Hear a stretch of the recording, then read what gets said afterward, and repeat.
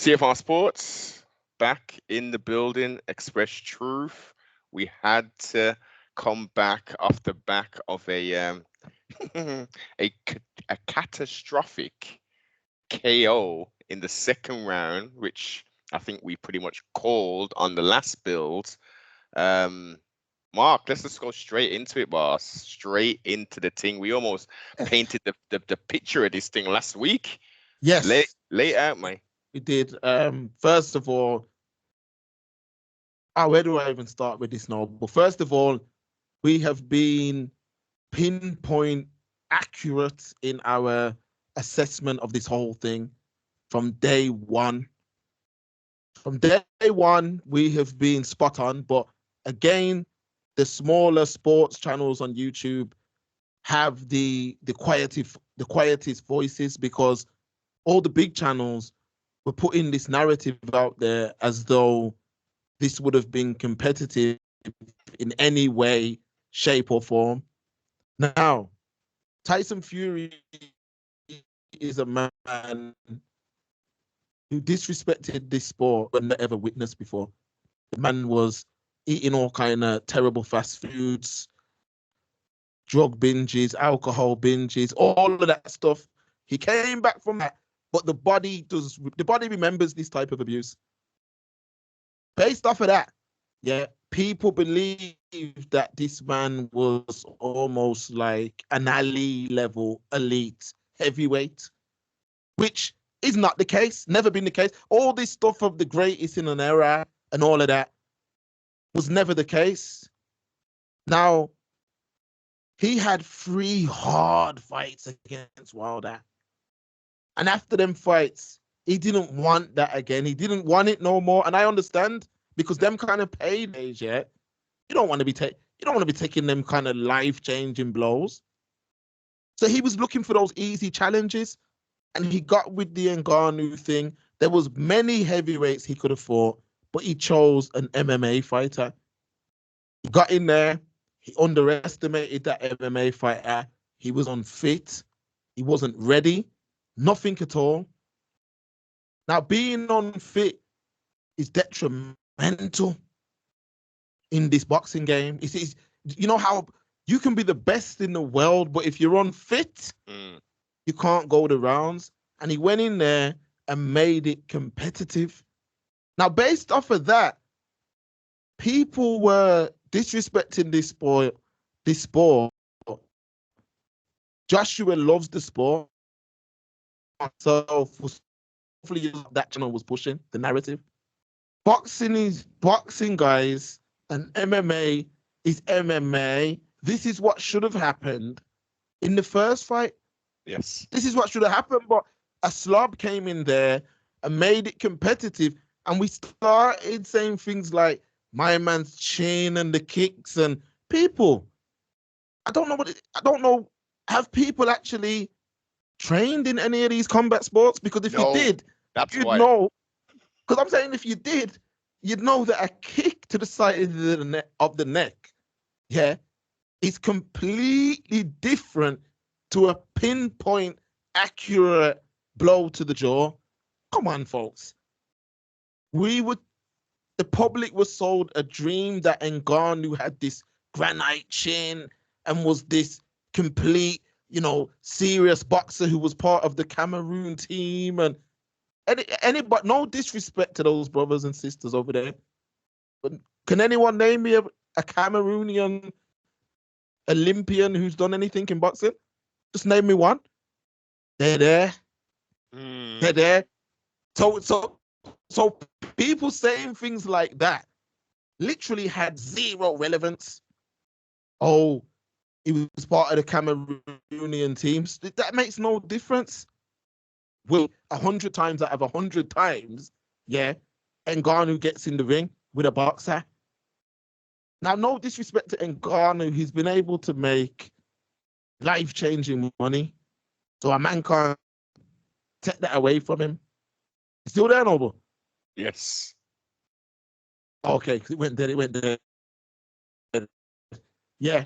So Ngannou has made life-changing money and has put himself in a position financially that will change his life forever. However, this is the issue with sports today. A man sold his legacy for that because that type of knockout, look how his legs fell. That kind of knockout, you don't come back from, folks. You don't. Now You don't. That type of let me yeah, add in come at true, this Noble. let me add in at this point, because in this sweet art, you get a 10 count. In mixed martial arts, if you're knocked to the ground, you're either unconscious or someone's coming up and following up, and it's going to be a TKO or KO victory.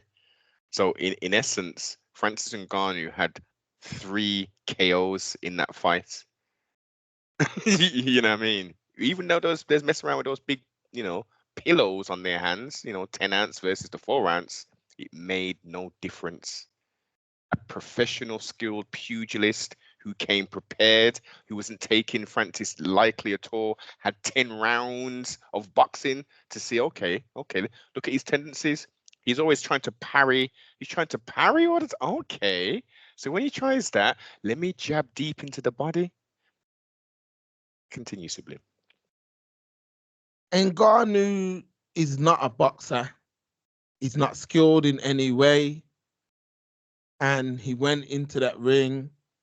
And I could see, looking at that fight, I could see, I'm saying, damn, Ngannou knows, He knows that he's effed up in here. Like, I remember seeing that moment, like, wow, this is going to be bad. That was Joshua just stepped into that overhand, right? He just stepped in. It was like picture. It was like fight night. It was like fight night on the PlayStation.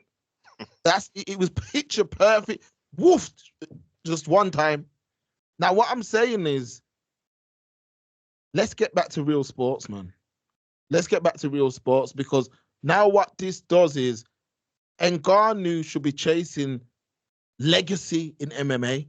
That's all he should have been chasing, is legacy in MMA. He should have been trying to be the guy to take out John Bones Jones. He should have been trying to be the greatest MMA heavyweight. Mm-hmm. And hopefully he would have made the money. Okay, he's not going to make the money that's in boxing, but he'd have made the money. But instead, your eyes on the money and you've gone over and you've sold your legacy, because that type of knockout needs at least 1 year before you even start training again.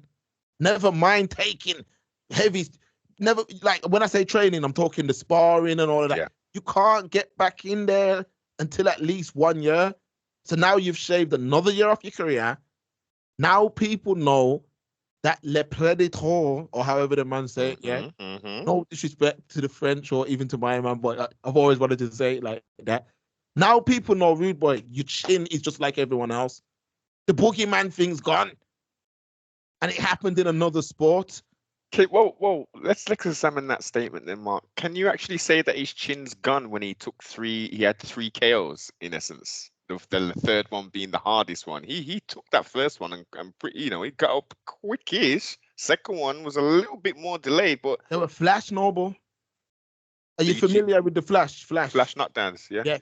They were Flash. They were not. The third one was the one that Joshua was trying to set up. Yeah. He got, Ngannou got comfortable, he got comfortable, and then this is what I was trying to explain to you about a boxing brain. It's not about who's tougher. It's not about who hits harder. It's about openings and, you know what I mean? And it's his chess. This is high-level chess. It is. And all that happened is he got checkmate, and there's no way he don't even know what he got hit with. He's going to be in a lot of pain, but he's made a lot of money, and this is what I am saying. Man, they chase greatness, their sport. Simple. Chase greatness. Mayweather ruined Conor McGregor's career. Well, Conor McGregor ruined his whole career, but that fight ruined his career. He made the money, but he missed out on being that MMA guy. I want to be the king of my hill. I don't want to be the king of another hill. Yeah. I don't want to be a pheasant in your town, whereas I can be the mayor of my town. Mm-hmm. I don't get these combat. You know, 90s era. I come from that Lennox, Lewis, Yes, Vander, Lennox. Holyfield, that era. Man are Yeah, yeah, chasing yeah. greatness. But you Man see, want to with that, be the best. You know what it means to have a legacy? they're Come through, trying to come through. change the language of the game, Mark. What you're saying is valid, and for some, it is still valid. But it is now the Gregorian year of 2024. As you highlighted, the starting point for all this is Mr. Money Mayweather. If he didn't do that crossover thing, and Conor just didn't defend his strap over in MMA, like it was good for some people. In the greater scheme, I guess it got MMA fans who fell out of love with boxing to actually put their eyes back onto boxing. And then it also got the boxing people who thought this MMA thing is stupid. They actually then started. So there was cross fertilization. I'm playing righteous advocate here. I'm just looking at the pluses. But that is the moment where we start to see this kind of idea of let's change the language of the game. The old legacy markers were you stay in boxing. Now, no, no, no, no. We can change it up. We can draw. The UFC is massive now. Mixed martial arts is massive now. Why not draw as the excellent marketing money mind of Mr. Mayweather? He's like, wait a minute. There's all the listen to his famous interview when he's saying these MMA fighters. It's drunk regnets. It's drunk regnets who watch MMA. Yeah, It's not. Yeah. yeah. He was murking it. I remember it. I remember. And now he sees the power and the influence. And wait a minute, I've done it with the Mexican crowd, the Latino, the Hispanic community. Make I draw out the MMA people then. He's done it once. And then Mr. Jake Paul, Logan Paul are like, hey, wait a minute. Yeah, I like this model. Let's make our own legacy. We don't need to do it the old way. We can carve our own lane in this thing. You know what I mean? We're going to make the legacy the 2020 version of a legacy where we know you don't need to just stay in one sport. We can do everything. We can be up there with all of the stars. We can go and play tennis with Rafael Nadal or whoever's running things at the moment. We can even do that. This episode is sponsored by Supreme of the UK. Click the link in the description and support the broadcast.